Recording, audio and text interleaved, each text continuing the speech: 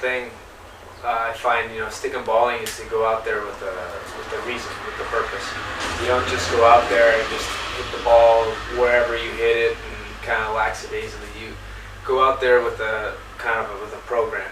And what I recommend, even just hitting the ball, always pick a spot where you're going to hit it.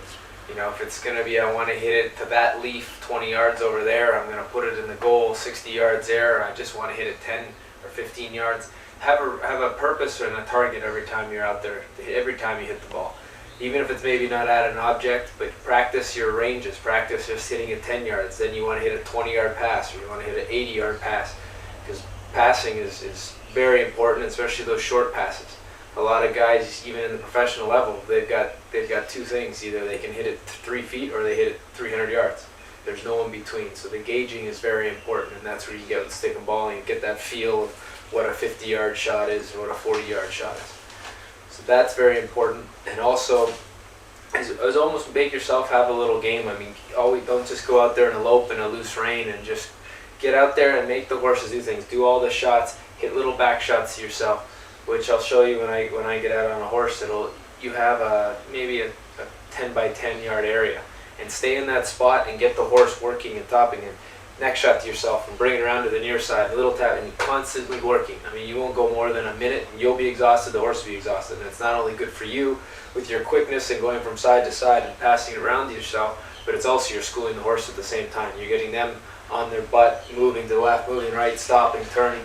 If you miss the ball, turn quick, get back to it. Make it like a game situation and everything quick, but just use a little area, and it just gets everything quicker and quicker, and constantly looking, and it just keeps you in that, keeps at the high tempo. Always try to stick and ball at a high tempo. Not always, you're not going to be able to go run flat out all the time, but always moving, doing something, not just hit, low, hit, have a reason, have a purpose for every time you're out there. So pick one thing and try to improve on that every time you stick a ball.